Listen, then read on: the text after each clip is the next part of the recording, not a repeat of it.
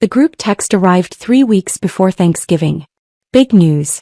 My boss David Roberts, CEO of Tech Corp, is joining us for Thanksgiving dinner. This is huge for my career. Everyone needs to be on their best behavior. This means you, Sarah. I stared at the message from my brother Kevin. Read it twice. Then looked at the framed photo on my office wall.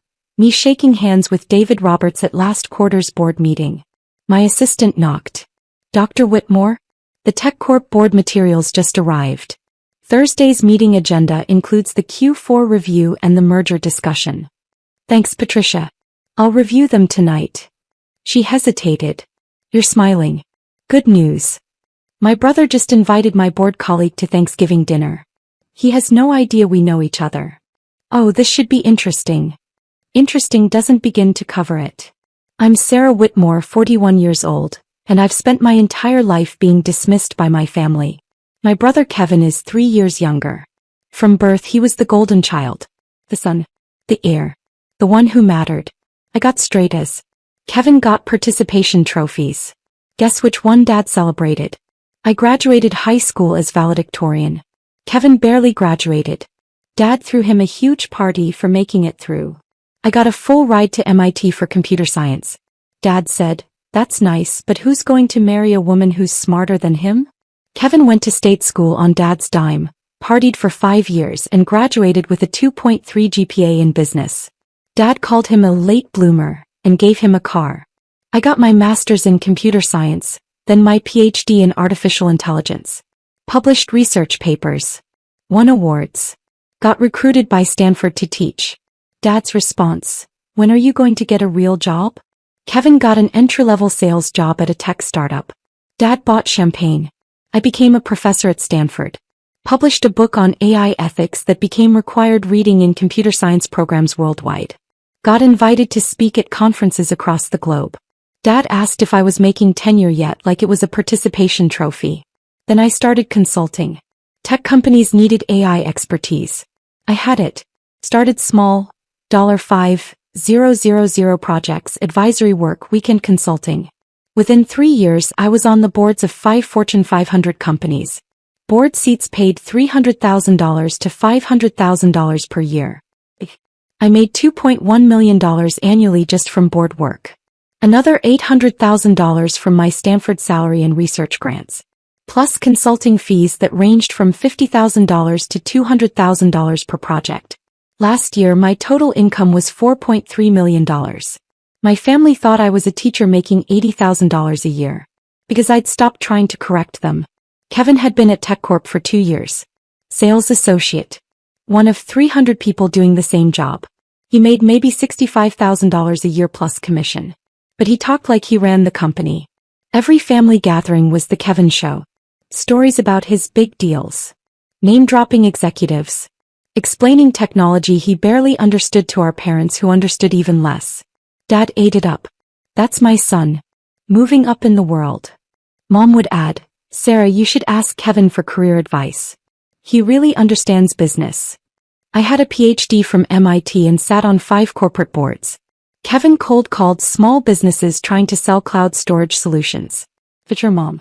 I'd ask Kevin for career advice. Last Christmas, Kevin had announced he was being mentored by senior leadership. "David Roberts himself knows my name," Kevin said proudly. He stopped me in the hall last week and asked about my sales numbers. "That's wonderful, honey," Mom gushed. Dad beamed. "See, Sarah? That's what success looks like. Making connections. Getting noticed by important people." I sipped my wine and said nothing. Because I'd been in a 3-hour board meeting with David Roberts 2 days earlier, discussing a potential $8 billion merger. David had asked my opinion on the AI integration challenges. The entire board had waited for my analysis before voting. But telling my family that would require them to listen. To believe me. To acknowledge that maybe, possibly, I knew what I was talking about. So I said nothing.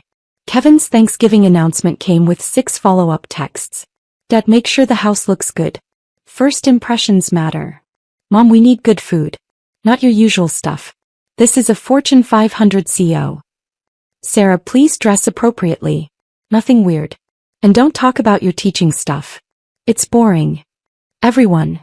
David Roberts is worth $400 million personally. TechCorp is a $15 billion company. This is the most important dinner of my career. If this goes well, I could get promoted to senior sales associate. Maybe even account executive. Do not embarrass me. I screenshot every message. Sent them to my colleague Jennifer, who also sat on TechCorp's board. Her response, "Oh my God. Does David know he's having dinner with your family?" Apparently not. Are you going to tell him? Not yet. I want to see how this plays out. You're evil. I love it. I called David's executive assistant, Monica. We'd worked together on board materials for 3 years. Monica, did David accept a Thanksgiving dinner invitation from Kevin Whitmore in sales? Oh, you know about that? Yes. Kevin's been persistent. Sent 3 emails. Finally, David said yes just to stop the requests. He's going for an hour max. Kevin is my brother. Silence. Then, I'm sorry, what? Kevin Whitmore is my younger brother. He has no idea I'm on TechCorp's board. How is that possible? My family doesn't pay attention to my career. They think I'm just a teacher. Monica started laughing. This is going to be amazing. Does David know? Not yet. I thought I'd let it be a surprise. Dr. Whitmore, you're diabolical. Can I tell David? No. Let him figure it out. This is the best thing that's happened all year. The week before Thanksgiving, Kevin's instructions intensified. Sarah, I bought you an outfit. It's at Mom's house. Please wear it. You always dress like a librarian. The outfit was a floral dress from Target. Size large. I'm a size 6. I texted back, I'll wear my own clothes, thanks. Sarah, this is important. Can you just once not make everything difficult? I left him on read. Wednesday before Thanksgiving, Kevin called. I need to prep you, he said without greeting. Prep me for what? For meeting David. He's incredibly successful. CEO of a major company. You need to be respectful. Don't ask stupid questions. Don't talk about things you don't understand. Like what? Like technology, business, anything corporate. Just stick to teaching or whatever. Kevin, I have a PhD in computer science. I think I can handle a conversation about technology. Having a degree isn't the same as real-world experience, Sarah. David built a $15 billion company. You grade papers. It's different. I counted to 10. Anything else? Yeah. Don't mention your age. You're 41 and single. It's embarrassing. Embarrassing for who? For the family. David is married with kids. Normal, successful life. I don't want him thinking our family is full of weird spinsters. I'm a tenured professor at Stanford. Which is great, but it's not like you're a CO or anything. Just, let me do the talking tomorrow. You can smile and nod. He hung up. I sat in my office at Stanford, surrounded by AI research papers, book awards, and photos from corporate board meetings. Then I called David Roberts directly. His personal cell. The one only board members had. He answered on the second ring. Sarah. What's up? Quick question. You're having Thanksgiving dinner with Kevin Whitmore tomorrow. Unfortunately, yes. He's been aggressively networking. Figured I'd put in an appearance, talk about his sales numbers, be encouraging. Standard CEO stuff. Why? Kevin is my brother. Silence. Long silence. I'm sorry, Kevin Whitmore in sales is your brother? The one who sends me weekly emails about his performance metrics. That's the one. How did I not know this? He doesn't know I'm on your board. My family doesn't know I do corporate work. They think I'm just a Stanford professor. David started laughing. Actual full laughter. You're kidding. Nope. Kevin's been telling the family for weeks that his CEO is coming to dinner. He's coaching everyone on how to behave. Including me. He told me not to talk about technology because I don't have real-world experience. You literally advised us through a $3.2 billion AI acquisition last quarter. I know. You published the paper that changed how we approach machine learning ethics. I know. You're one of the most respected AI experts in the country. Kevin doesn't know that. He thinks I grade papers. More laughter. This is incredible. What do you want me to do? Nothing. Just show up. Let it unfold naturally. Sarah, I have to tell you, this might be the highlight of my year. Line 2. Thanksgiving Day. I arrived at my parents' house at 2 p.m. wearing a black cashmere sweater and tailored pants. Professional but comfortable. Kevin took one look and frowned. I bought you a dress. I'm wearing this. Sarah. Kevin, drop it. Mom rushed over. Sarah, honey, maybe you could change? Kevin's boss is very important. I'm aware. Dad appeared. Sarah, your brother is trying to make a good impression. The least you can do is cooperate. I'm wearing this. If Kevin's boss has a problem with cashmere and good tailoring, that's a concerning business strategy. Kevin pulled me aside. Why do you always have to be difficult? I'm wearing clothes. That's not difficult. You know what I mean. This is important to me. Why can't you just be supportive? I am being supportive. I'm here, aren't I? He looked at me like I was a stranger. Sometimes I don't understand you at all.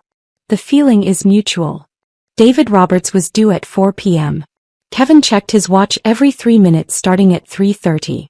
At 3:45 he gathered everyone in the living room. Hey, here's the plan. When Mr. Roberts arrives, Dad and I will greet him. Mom, you offer drinks. Sarah, you can help in the kitchen. I'm not hiding in the kitchen. I'm not asking you to hide. I'm asking you to be helpful. By staying out of sight? By not making this about you. I sat down on the couch. I'll stay right here. Kevin looked panicked. Sarah, please. The doorbell rang. Kevin literally jumped, straightened his tie, took a deep breath. Everyone, best behavior. This is the most important moment of my career. He opened the door. David Roberts stood on the porch in casual slacks and a button-down shirt, holding a bottle of wine, looking exactly like he did in our board meetings minus the suit. Kevin. Happy Thanksgiving. Mr. Roberts. Please come in. Welcome to our home. David stepped inside. His eyes swept the room doing what CEOs do, assessing, evaluating, reading the space. His gaze landed on me. He froze. Completely, totally froze. Sarah. I smiled. Hi, David. Kevin's head snapped toward me, then back to David. You know my sister? David was staring at me like I'd materialized from another dimension. Know her? Sarah, what are you doing here? It's Thanksgiving. This is my family. But. He looked at Kevin. Looked at me. I watched the pieces click together in his brilliant CEO brain. Kevin Whitmore is your brother. Unfortunately, yes. Kevin's face had gone from confident to confused to pale. How do you two know each other? David turned to him. Sarah sits on TechCorp's board of directors. She's been on the board for 4 years. We meet monthly. The silence that followed could have shattered windows. Kevin made a sound, half laugh, half choke. That's not possible.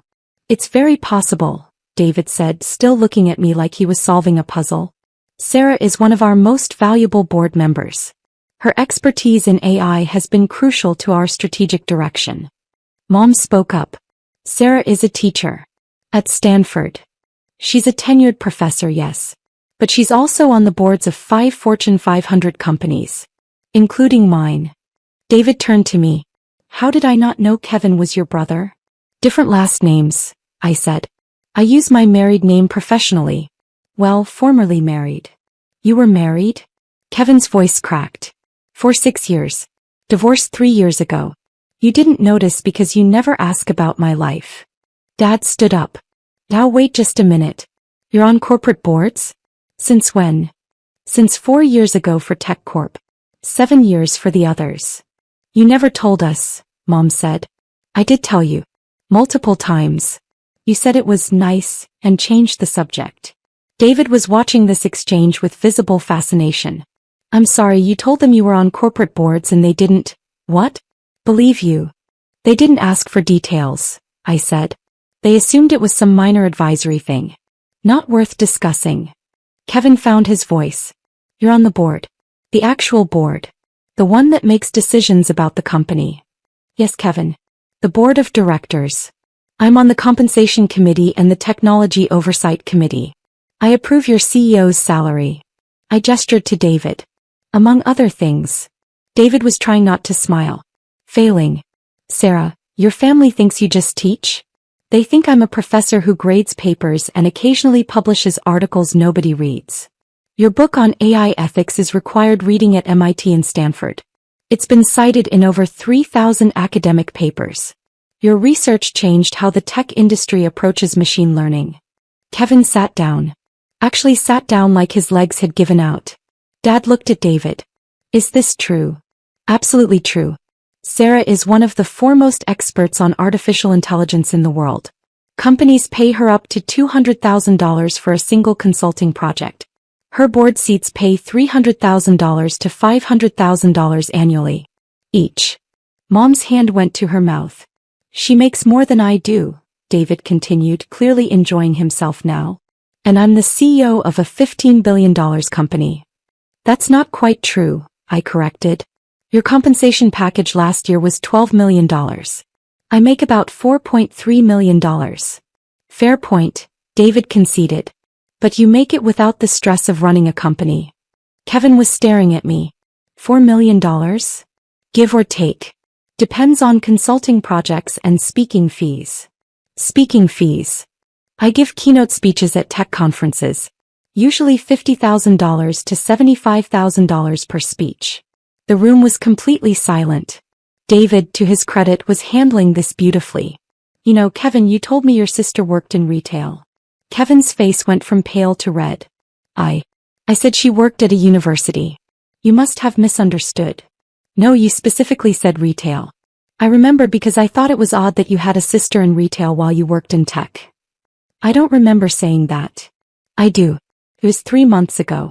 You were in my office trying to schedule this dinner. I leaned forward. Kevin, why would you tell your boss I worked retail? I didn't. I might have simplified. You were embarrassed, I said quietly. Of me. Of what you thought I did. So you lied. That's not fair. Isn't it? You've spent years telling me to be quiet about my work. To not bore people with my research. To let you do the talking because I don't understand the real world. Dad cleared his throat. Sarah, we didn't know. Because you didn't ask. For 7 years I've been on corporate boards. I've told you about meetings, decisions, projects. You nodded and changed the subject to Kevin's sales numbers. David was watching this unfold with the analytical gaze he used in board meetings. If I may ask, Mr. and Mrs. Whitmore, what did you think Sarah did? Mom spoke softly. We thought she was a professor. Teaching classes. Writing papers. She is. She's also one of the most influential voices in technology. Her research has shaped policy decisions at the federal level. The AI ethics framework she developed is being adopted by companies worldwide. We didn't know, Dad said. Because you didn't want to know, I said. Kevin's work was exciting. Important. Worth celebrating. Mine was boring academic stuff. Kevin stood up abruptly. I need some air. He walked out to the backyard. David looked at me. Should I go talk to him? That's up to you. As his CEO or as your colleague? Whichever role you think fits the situation better. He smiled. I'll be right back. Through the window I watched David approach Kevin in the backyard. They talked for several minutes. Kevin gesturing. David standing calm, hands in pockets, listening. Inside the silence was excruciating. Finally Mom said, Sarah, why didn't you tell us? Really tell us? I did tell you. At last year's Christmas I mentioned I'd been asked to join another board. You said, that's nice, and asked if I was seeing anyone. A board could mean anything. It means exactly what it sounds like. A corporate board of directors. But you assumed it was something small because assuming I was successful didn't fit your narrative. Dad bristled. That's not fair. Isn't it? When I got tenure at Stanford you asked if that meant I could finally afford to buy a house. I already owned a house. A 4-bedroom house in Palo Alto worth $3.2 million. Paid in full. Mom blinked. You own a house? For 6 years. You've never visited. Never asked to see it. Never asked about my life beyond. Are you dating anyone? We thought you were struggling, Dad said. Single, working in academia, we thought you needed support. I make more money than both of you combined. I have investments worth $8 million. I drive a Tesla Model S. I take 4 international vacations a year. The only thing I'm struggling with is understanding how my own family knows nothing about my life. The back door opened. David and Kevin came back inside. Kevin looked like he'd been crying. David's expression was unreadable. I think, David said carefully, we should all sit down for dinner, as planned, and maybe use this as an opportunity for honest conversation. We sat. Mom served turkey and stuffing in near silence. David, diplomat that CEOs have to be, tried to ease the tension. This looks delicious, Mrs. Whitmore. Thank you for including me.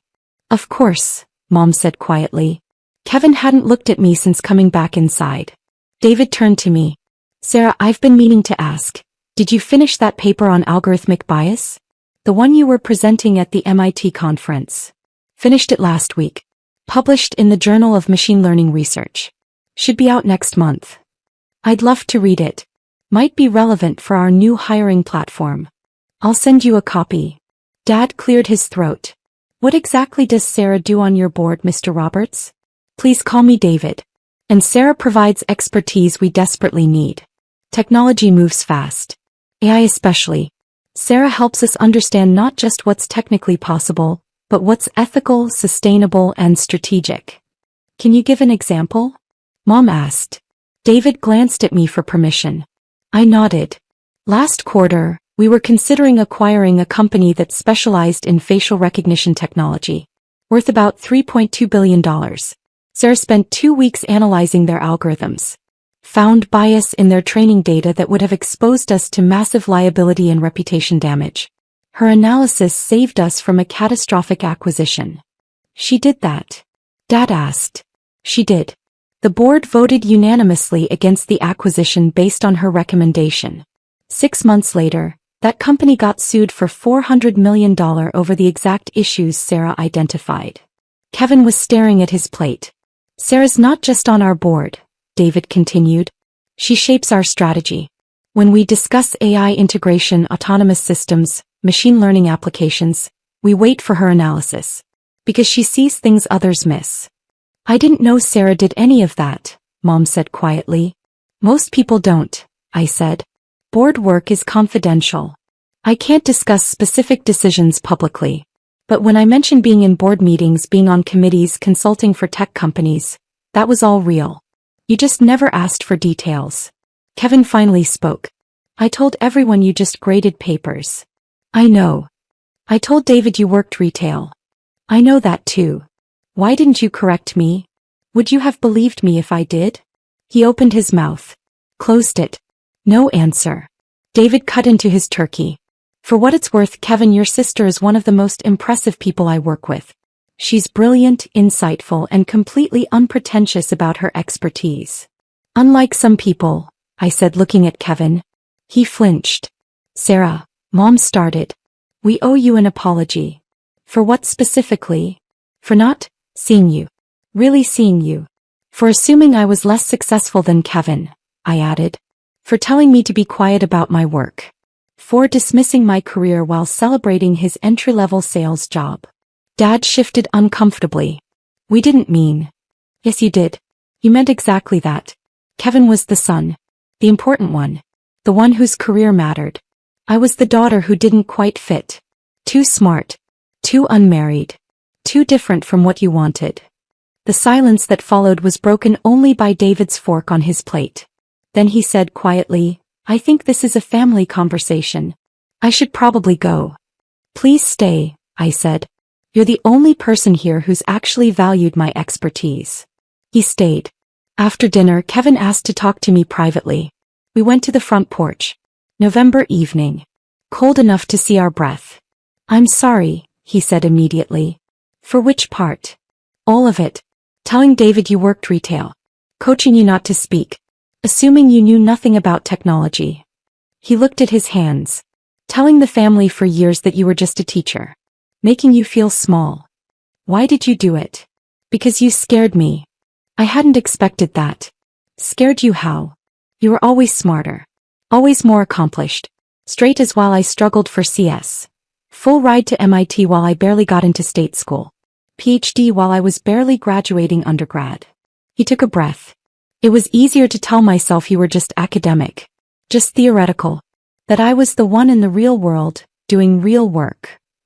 My work is real, Kevin. I know that now. I've always known it, I just didn't want to admit it. Why not? Because then I'd have to admit that you succeeded without Dad's help. Without family money. Without any of the advantages I had.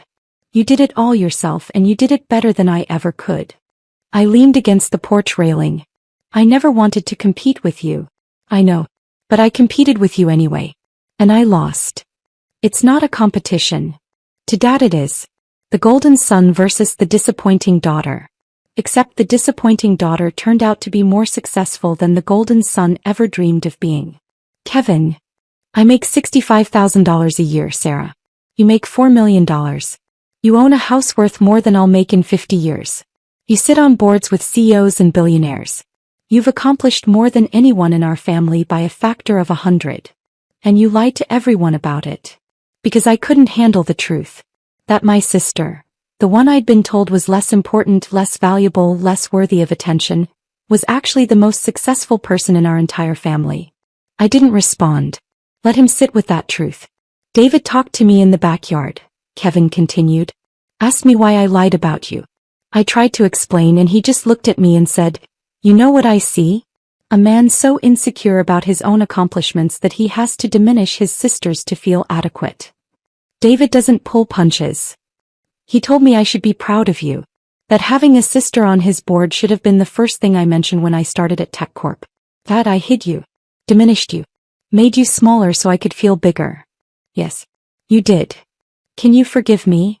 I looked at my brother. Saw someone who'd spent his whole life being told he was special for being a son. Who'd built his identity on being the important one.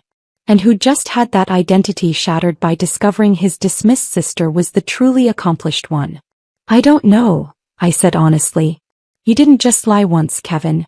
You've spent years making me feel like my work didn't matter. Like I was embarrassing for being educated, successful, unmarried. You made me the family joke." "I know. And now you're sorry because David exposed the truth. But would you be sorry if he hadn't? If you'd gotten through this dinner without him recognizing me?" He was quiet for a long time. "I don't know. Probably not. At least you're honest about that. What do I do now?" "That's up to you. But Kevin, I need you to understand something. I don't need you to be proud of me. I don't need Dad's approval or Mom's recognition. I built a career and a life that fulfills me completely. With or without family validation. You sound like you don't need us at all." "I don't. Not anymore. I needed you when I was 18 and alone at MIT. When I was 25 defending my dissertation. When I was 30 navigating a divorce. But you weren't there for any of that because you were too busy being Dad's golden boy." "Sarah. I'm not angry. I'm just done. Done pretending. Done making myself smaller. Done letting you feel superior by making me feel inferior." Kevin wiped his eyes. "I fucked this up." "Yes. You did. Can we fix it?" "I don't know. Can you handle having a sister who's more successful than you? Can Dad? Can Mom? Or will you always need me to be the struggling spinster to make yourselves feel better?" He had no answer. We went back inside. David was preparing to leave when we returned. "Thank you for dinner," he said to Mom. "And for the enlightening conversation. Before you go," Dad said, "I have questions." David paused. "All right. Is Sarah really as successful as you said? Or were you exaggerating to make a point?" I started to respond, but David held up a hand. "Mr. Whitmore, I don't exaggerate. Especially not about professional accomplishments. Sarah sits on 5 Fortune 500 boards. That's prestigious enough that most people can't get on one. She's published research that changed an entire industry. She consults for companies at rates that most executives don't command. She's been featured in the Wall Street Journal, MIT Technology Review, and Forbes. She spoke at the World Economic Forum in Davos last year." Mom made a small sound. "Davos. International Conference of World Leaders and Business Executives," I said. "They invited me to speak about AI ethics and governance." "You never mentioned that," Mom whispered. "I did. You asked if I had fun on my trip to Switzerland. I said yes. You changed the subject to Kevin's sales award." Dad turned to Kevin. "You won a sales award?" Kevin's face reddened. "Regional top performer. 3rd quarter. It was just what every sales associate gets if they hit their numbers," David finished. "It's nice. Good job. But it's not exactly Davos. The comparison hung in the air. Uncomfortable. Undeniable. Dad sat down heavily. How did we not know any of this? Because you didn't want to know, I said. You wanted me to be the quirky professor. The spinster daughter who never quite measured up. Admitting I was successful would have disrupted the family narrative. What narrative? Mom asked. That Kevin was the successful one. The important one. The one who mattered. If I was successful too, more successful, then what did that say about your priorities? About how you raised us? About which child you actually supported? We supported both of you. No, you supported Kevin. With money, attention, validation, connections. I supported myself. With loans, scholarships, 3 jobs and sheer determination. And I succeeded anyway. Despite, not because of, this family. David quietly slipped toward the door. I should really go. David, I said. Thank you for coming. I'll see you at Tuesday's board meeting. Looking forward to it. And Sarah? You're still my first call on AI strategy. Always. He left. The 4 of us, Mom, Dad, Kevin, and me, sat in the living room surrounded by the ruins of our family myths. Tell us, Dad said finally. Tell us everything. Your work. Your accomplishments. All of it. Why now? I asked. Why not 7 years ago when I first got a board seat? Or 4 years ago when I published my book? Or 2 years ago when I spoke at Davos? Because we didn't understand.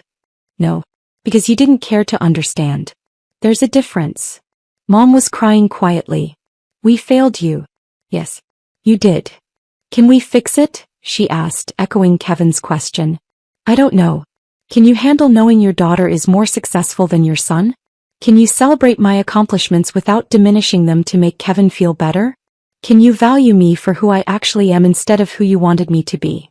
Kevin spoke up. I can try. Trying isn't enough. Either you accept reality or you don't. But I'm not going to keep diminishing myself for your comfort. Dad looked defeated. What do you want from us? Nothing. That's the point. I don't need your approval anymore. I don't need your validation. I built a life without it. A successful, fulfilling life. You're welcome to be part of it, but only if you can handle the truth of who I am. Which is? Mom asked. Dr. Sarah Whitmore. Stanford professor. Corporate board member. AI ethics expert. Author. Speaker. Consultant. Someone who makes $4 million a year doing work that matters. Someone who owns a $3.2 million house. Someone who travels the world advising governments and corporations. Someone who succeeded despite being told she was less important than her brother.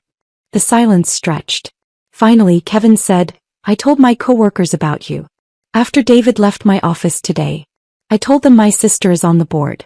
That she's brilliant. That she's one of the most respected AI experts in the world. Why? Because David asked how I introduced you at family events. I said I usually didn't mention you much. He said, if my sister was Sarah Whitmore, she'd be the first thing I talked about. And he was right. What did your coworkers say? They asked why I'd never mentioned you before. I didn't have a good answer. The answer is you were embarrassed. Of me. Of my success that highlighted your mediocrity. He flinched but didn't deny it. Mom stood. Walked over to a bookshelf. Pulled out a photo album. The family history and pictures. She flipped through. Showed us. 17 photos of Kevin's graduation. 3 of mine. 12 photos of Kevin's sales awards. None of my academic achievements. 5 photos of Kevin's wedding. None from my wedding. This is who we were, Mom said quietly. Who we've been. Yes, I said. It is. Can we be different? That's up to you. I left my parents' house at 9 p.m. Drove home to Palo Alto in silence. My phone buzzed with text. Kevin, I'm sorry. Really truly sorry. I know that doesn't fix anything, but I needed to say it again. Mom, please come to Christmas. We want to do better. Dad, I'm proud of you. I should have said that years ago. I didn't respond to any of them. Went home. Poured wine. Sat on my deck overlooking the city lights. Patricia, my assistant, texted, how did it go? Exactly as expected. Complete chaos. My brother's brain nearly exploded. Did the CO enjoy himself? Immensely. He's now aware that one of his sales associates lied about his sister's career. That should make for interesting performance reviews. You're terrible. I'm honest. There's a difference. Monday morning, David called. I need to ask you something as your friend, not your Sue. Go ahead. Are you okay? Friday was intense. I'm fine. Actually, I'm better than fine. I'm free. Free from what? From pretending. From making myself smaller. From caring what my family thinks. Kevin sent me an email. Apologizing for misrepresenting you. Asking if it would affect his employment. What did you tell him? That his personal life is separate from his professional performance. But that integrity matters in all contexts. Diplomatic. I'm a Sue. Diplomacy is the job. He paused. For what it's worth, watching you handle that situation, calm, professional, completely unshaken, reminded me why you're on my board. You have clarity other people don't. Thank you, David. See you Tuesday. Tuesday's board meeting was normal.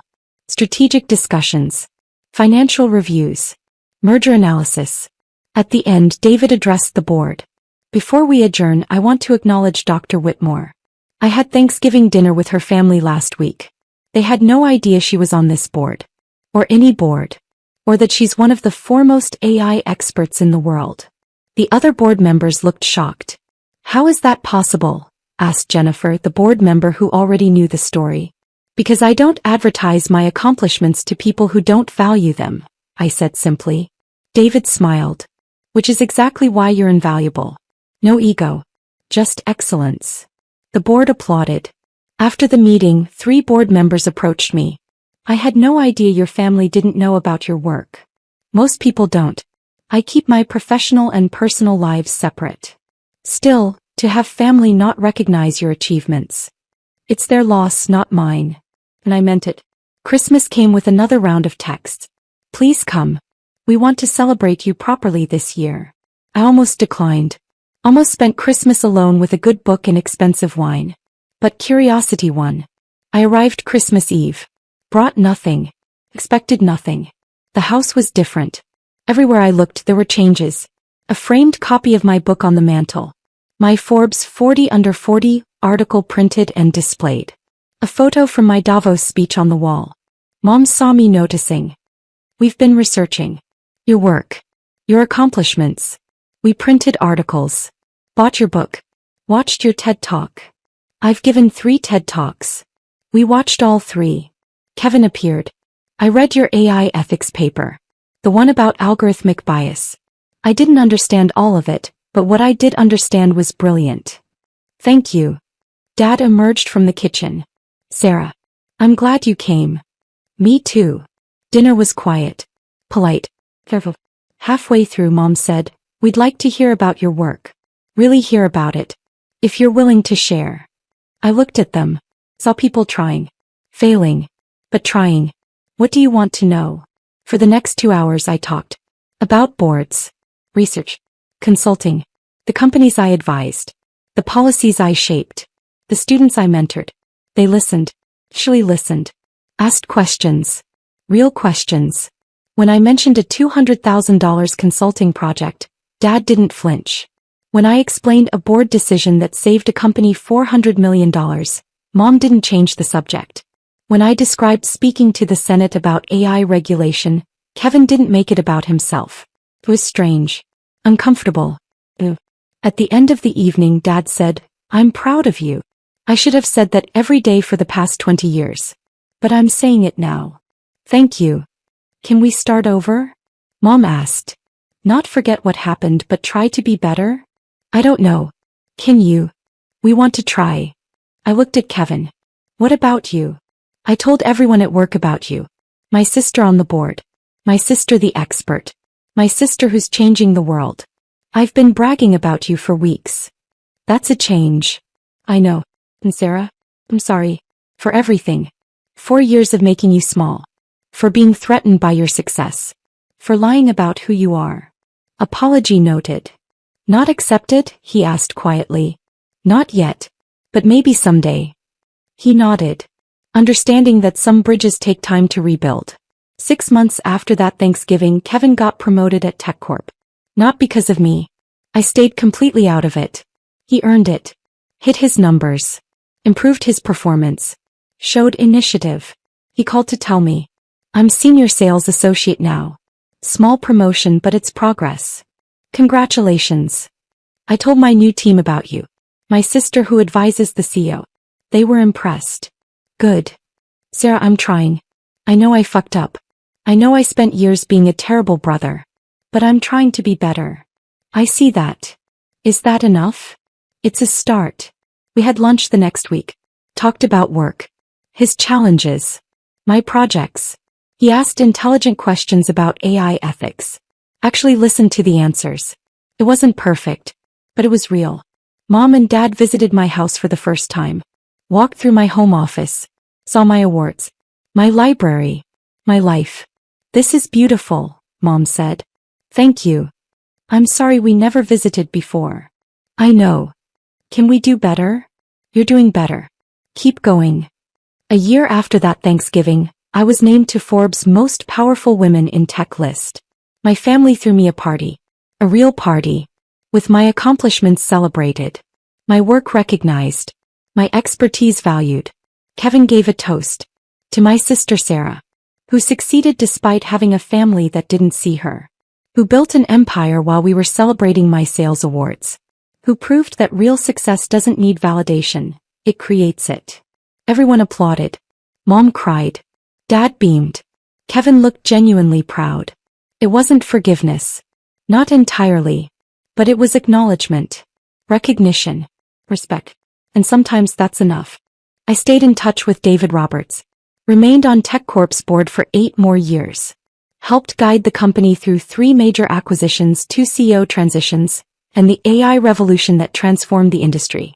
Kevin stayed at TechCorp too. Made account executive. Then senior account executive. Never meteoric but steady. Honest. No longer threatened by my success. And every Thanksgiving after that infamous dinner we told the story. The time David Roberts came to dinner expecting to mentor a sales associate's family and discovered his board member checking coats. The time a CEO exposed a family's willful blindness to their daughter's accomplishments. The time everything changed because someone finally said the truth out loud. I never checked coats again. But I never forgot the lesson either. Success doesn't require validation from people who refuse to see you. It just requires showing up as exactly who you are. And letting the truth speak for itself.